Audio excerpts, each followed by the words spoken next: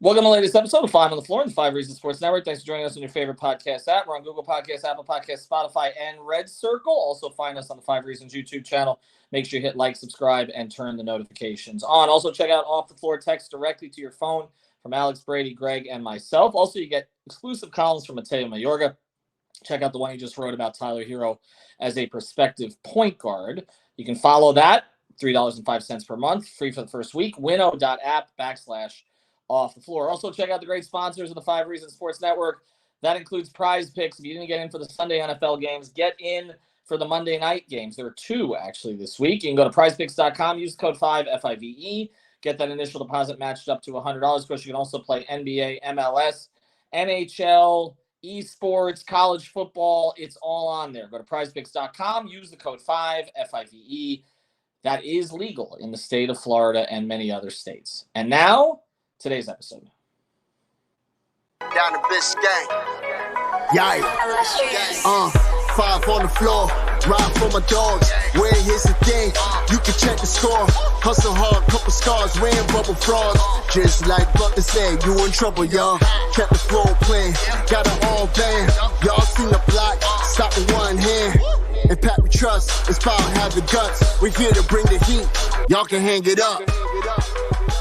Welcome to 5 on the Floor, a daily insider show on the Miami Heat and the NBA, featuring Ethan Skolnick, Greg Sylvander, and Alex Toledo, plus others from the 5 Reasons Sports Network.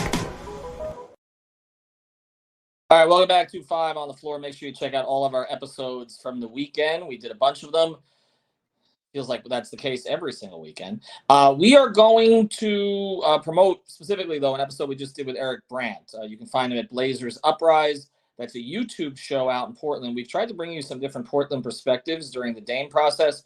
Brought you Sean Highkin, we brought you Aaron Fentress, and now we brought you Eric Brandt. I would say Eric Brandt is more on the Aaron Fentress side, where he's very critical of the Portland Blazers handling of this. And he goes into the process in great detail. He goes into the process that led to Dame's dissatisfaction and why he thinks that Portland's not doing right by him right now. And again, this is a voice out of Portland. But today's floor plan, I've got Alex Toledo. You can follow him at Tropical Blanket. I've got our guy Eternal. You can follow him at Eternal Bast. And we today are going to do something a little bit more big picture-ish. Because obviously, look, the Dame news is minute to minute. Alex, you were telling me how you were with some friends or talking to some friends, and they're freaking out when they're seeing Kyle Lowry with Chauncey Billups, as if, you know, the Heat point guard, the current Heat point guard, and the current Portland Trail Blazers head coach are not friends in some other way, because all-time great point guards never hang out with each other. And, you know, Chauncey, of course, you know, has Denver roots and was in Colorado to watch Colorado and Colorado State, which, by the way, is a pretty decent college football game. And, you know, as if they wouldn't have met any other way. And then big deal made out of the fact that Chauncey got up when the cameras seemed to be on him and everything else. We have been obsessing over these little details, but we want to go bigger picture today. So what we're going to get into is this. As this trade seems to be heating up, and there have been various reports, and even our guy Greg Sylvander says that there's been movement.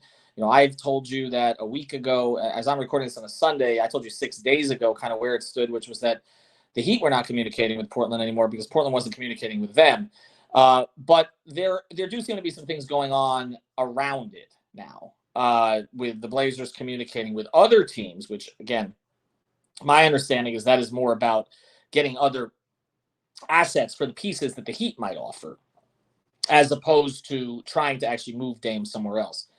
But we want to take a bigger picture approach on this and sort of talk about what the threshold is between the past and between the present and the future.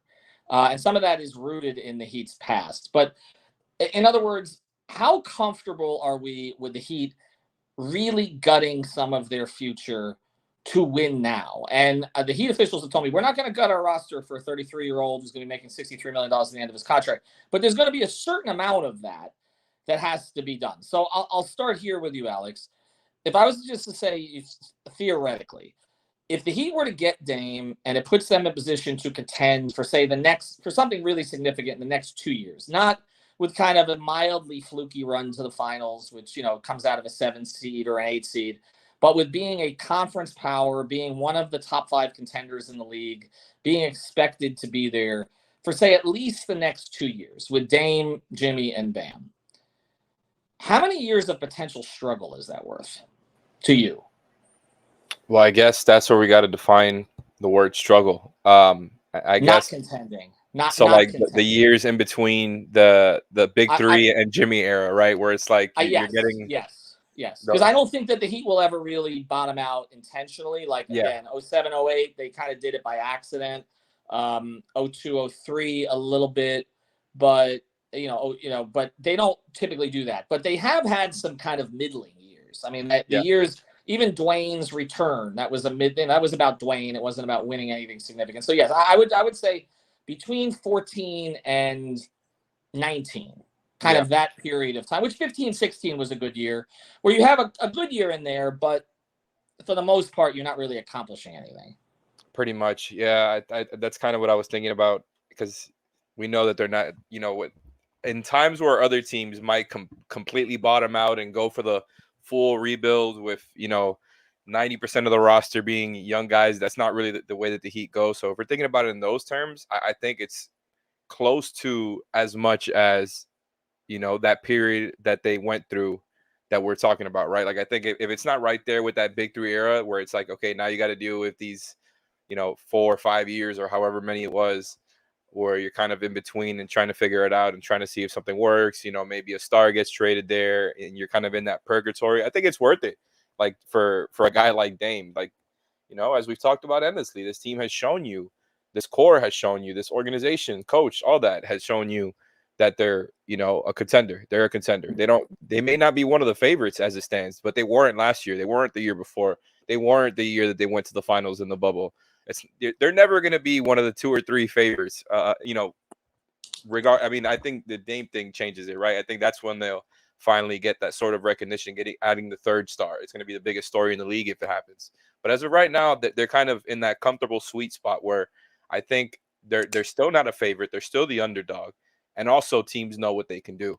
And I think they're at that point now where, as we've talked about it, the Dame thing feels like it kind of needs to happen. But regardless, they're competitive with where they're at right now. And I think if you do get Dame, it just puts you in not only, like, again, biggest story in the league, but you're going to be a favorite. Like you're going to be, I think, up there with the way that people talk about the Celtics and the Bucks, who the Heat swiftly eliminated in the last playoff run. And I think people are going to talk about you, as a dominant sort of team. It's a completely different, I think, narrative change as to, the type of teams that have been there so far in the Jimmy era. And I think it's worth it. I think it's worth the few years of kind of being in purgatory, because that's what it's all about, right? Like, you're building up for championships and you got it so close in this Jimmy era multiple times that it's just like you have to, if that home run becomes available to you, I mean, you swing and you go for that damn grand slam. Like, you win, you go trade for Dame, you try to retain as much as you can on the roster and not give up everything. But you hit that grand slam and then you have to win the championships, because if you're going all in like that, I think there's going to be a lot of pressure to at least win one. And this is what it's all about. So I think it's worth the purgatory. Yeah, and they talk about the builds, Eternal. There's these different builds in Heat history. There's kind of 2 years, and then you sort of add the piece, and then you try to cash in, and then you try to rebuild it again. I will see how Alex feels about that if they, say make the finals the next couple of years with Dame, and then they have a bunch of 40 and 42 years, and I'm asking him to podcast after every game. But Eternal, where do you stand on this? Do they have to win it? First thing, they have to win a title to make it worth mortgaging some of their future. They're going to have to mortgage some of their future in this trade. Right. Like, whether it's Hero or Jovic or Jaquez or picks, that could have been used for something else. That it's going to hurt a little bit. We don't know how much. I think it's going to hurt less now, because I think Portland's mishandled it to such a degree, and the Heat have held their ground, and I believe they have the majority of the leverage here still, and even more so than they did before, and more so once they go into the season, frankly. But where do you stand on it? I think it's a very advantageous position for Miami, because it's not like they're trading for a 23, 24, 25, 26-year-old superstar. They're trading for a 33-year-old superstar, one that is a guard. So it's not like he's a big man where you kind of expect him to have a very long career. Now, obviously, we all expect and hope that Dame has the Steph Curry, LeBron kind of, sustainability of his career, in his time in Miami, potential time in Miami, as Alex like to say. Right. That verbal knock on wood. But I think because they are in such a very sweet spot place, you have some ideas that you can play around with as far as avenues, as making sure you're taking care of the short term now with the Dame, Jimmy, and Bam window, and also possibly keeping some young guys, whether that be Tyler, whether that be Jovic and Jaquez, preparing for now and towards the future, where when Dame and Jimmy kind of bow out, then you still have Bam, you still have maybe Tyler, or you still have Bam, Jovic and Jaquez, where you can do some things in the future. It really just depends on where the Heat see themselves as far as financially, because with the new cap rules, that second apron is brutal. Being a top heavy team will definitely be a knock on you, because it limits what you can do as far as free agency, right? Like those same mid levels are not available like they were in the past. So I think when it comes down to what you can do, it really just, it all depends on context. And right now, they're trading for someone that is older, and they also have multiple young guys. So Yeah, and I guess that becomes the question then, like how much is worth giving up, and how much do these players bring you into the future? I mean, we're talking about contracts here, right? So just this season alone, you got Jimmy Butler at 45. He's got 2 more years on that, obviously. We got Bam at 32, but he's eligible for a huge extension. We don't know if Tyler's going out in the trade or not, but he's making 27 this year with 2 more years after it. We've talked about the potential of Caleb Martin's bill coming due and whether or not they handle it. I mean, there's a lot of money on the books. You mentioned the second apron. That's obviously a concern. I don't know that the Heat ever go into a situation where they're making a late draft pick in the first round and say, okay, that's a build-around player, right? Like Jovic, Jaquez, etc. Now, if they become that, that's great. They took Hero and Bam towards the middle of the first round, back end of the lottery, and they did become, to a certain degree, certainly Bam did, and Tyler's close to it, build-around players. So, I guess the question becomes, like, how many players that the Heat would be dealing here would be core pieces of their future? If you're moving, say, Hero, okay, who would have been a core piece of your future in some capacity as one of your top 3 or 4 players, then I do think that you're going to have to find a way to replace that guy down the road, to remain competitive. If you think Jovic is a build-around player, then you're giving up more in this trade, I think, than people are really giving it credit for. Jaquez, to me, I still don't think he has the upside of Jovic, but I want to see it on the court to decide. You do. So again, you're talking about core pieces, and then how you replace those core pieces, and whether or not you can do them in free agency, where you can have limited flexibility, most likely because of the apron rules and the tax and everything else, and the lack of vehicles that you have, or whether you can continue to just find stars who want to come to you because you have, say, Bam as a recruiter. And I'll say this: anybody who doesn't think Bam's getting that supermax or that major extension is crazy. The Heat are going to end up giving that to him for a lot of reasons. 1, what he provides for them. 2, what he would get on the open market. And 3, who he can recruit to them. Like that is a major part of this. So Bam's going to get it. So you've got a lot of money kind of tied up in all of those players. All right, when we come back, I want to really put a number on it. Like, okay, so let's say this guy becomes this. We're going to do this rapid fire, and this guy becomes this. What was worth it?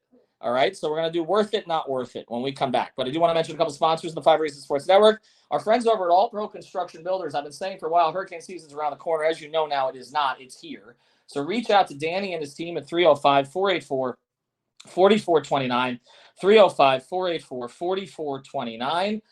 Impact Windows and Doors for residential and commercial properties. They can protect you. They also can do the renovations. We know the housing market is extremely tight. Mortgage rates are extremely high.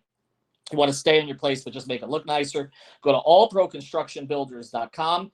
All Pro Construction Builders on Instagram. Mention 5 Reasons, and you get a 10% discount. Also, Danny's a huge Miami Heat fan. You can talk to him about that as well. 305-484-4429. Also, Better Edge. We have contests every weekend. Go to betteredge.com. That's with an O. Find the line that you want. Better Edge, unlike The others is legal because you're betting against others who use it. You're not betting against the app or a bookie or anything like that. Go to betteredge.com. Use the code 5RSN. Get $20 to play. All right, we're going to do this rapid fire here. Worth it, not worth it. Okay, ready? First, Alex. And rapid fire, guys, means 20 seconds or less. 24, I'm clocking you, okay? All right. Worth it or not worth it? Heat trade for Dame. They reach one finals. They get to one other conference finals in the next 2 years. Jovic becomes a core rotation player somewhere else. Tyler Hero becomes an all-star. Worth it, not worth it? Oh, I like how you hit me with a tough one, staying on brand. I'm gonna say still worth it. I think you got to take that risk. It's a calculated risk that you're taking. If those guys are the ones that end up, being in the trade package, I think you take the risk. I think, Tyler Hero becoming an all-star, somewhere else would hurt. Jovic, being a nice player somewhere else would hurt. But Dame is a superstar, and you got to pay the price for a superstar. I still think, relative to the type of player he is, caliber of player he is, it's a pretty low price. I think I still take the risk, and even knowing that it's only going to be a conference finals, and it's going to be he's under contract for 4 years, so you only went through 2 there. But no, I do see what you're saying though, where like it can go the other way, and maybe it wasn't worth it if it's not with a championship. I think you pay to put yourself in that scenario permanently and be a favorite permanently for the next whatever it is 2-3 seasons that he's going to be in his prime. It's a good risk. All right, that was pretty close to 24 seconds. I'm giving each of you guys 2 of these. Okay, Eternal, this one. The Heat do not make a finals in the next 2 years with Dame. They do not make a finals, okay? And Hero does not become an all-star, but in the 3rd year of this adventure, there are injuries, age, etc., and they end up 39 and 43. Worth it, not worth it? Is it worth taking the gamble? It's not. I mean, this is Miami that we're talking about, right? Like, so we seen a championship run in Wade's 3rd season. We saw a near championship run in Wade's 2nd season. We saw a championship run all 4 years with the big 3. Unexpectedly, obviously, if we're all being honest, we saw a championship run with Jimmy's 1st year with way less talent. We saw a near championship run in the 3rd season, and also we just coming off another one. Dame is supposed to be the needle mover that gets you over the hump. If you don't get the job done, by getting the job done, I mean winning a title, because they've been to the NBA Finals twice, it's not worth it. People are going to look back at it like it wasn't worth it. All right, Alex, I'll throw you this one. Let's say, if I say they win 2 titles in this, it's going to be worth it regardless. But let's say they get one. Let's say they get one, but then the injuries and other issues start in the 2nd season. That the guys start to show their age, but they get one championship, and then by the 3rd season, they're having to blow the whole thing up, and they don't have the picks to do it. Pat's retiring because he's got his one championship, so you don't have sort of the master at the top of it. And let's just say that 2 of the pieces that they gave up are top 50 players in the league. But you got your title. I like where you're going. Look, man, it's still worth it. Like, you play for championships, you get that title. I think you get that title, and that's unfortunate what you're describing there. Like, if it becomes title and then it goes immediately to like 06-07 type hangover season where it's like, yes, okay, this is a mess. One of the stars is completely aged out, and in this case, both stars are kind of almost the same age, so it wouldn't be like, oh, Wade still got his whole career left. So yeah, that I could see how that would be ugly. It's still, to me, worth it. But man, like, another thing, by the way, that we haven't really touched on that I think kind of, this is outside of my answer, that I just think should be reminded about in this episode. I don't think there's timeouts here, but okay, go ahead. This is kind of an aside that has nothing to do with this question, but we should remind people about the second apron stuff, right? Because some of this was supposed to be about like man, the second apron stuff, like, just looking at it again, I see why they're trying to avoid it like all hell, and why they pretty much dumped Depot to the Thunder to get off of it. They're currently barely $2 million below the second apron. Like, they're right there. If just one example, if a team is above the second apron for 3 out of 5 years, their first round pick gets moved to the end of the first round. You can't use trade exceptions, and this is just for being in the second apron now. Can't use a trade exception, which the Heat had 2 right now. So if they were to cross over, wouldn't be able to use those exceptions. You can't combine players to trade for a star like they would be doing for Dame, right? Like that wouldn't be possible if you're over the second apron. First round picks 7 years out are frozen, which means they're unable to be traded. Like, and there's more here that I'm not even going to go over, but I do think all of that factors in because they're going to be scratching the surface, if not over, on that second apron, and that can quickly curb like your ability to build out a proper championship team around something that might be a top-heavy team in a year or two. So I just wanted to throw that in there. But I do think, like, at this point, you know, to round this all out, going in for Dame is going all in. It's going all in, and there's going to be some risks you have to take. All right, Eternal, I'll let you close here. And again, we've done the second apron episode, but we'll keep refreshing everybody on that. Thanks to our sponsors, Better Edge, All Pro Construction Builders, and Prize Picks. Let me throw this at you because I know this one's close to your heart.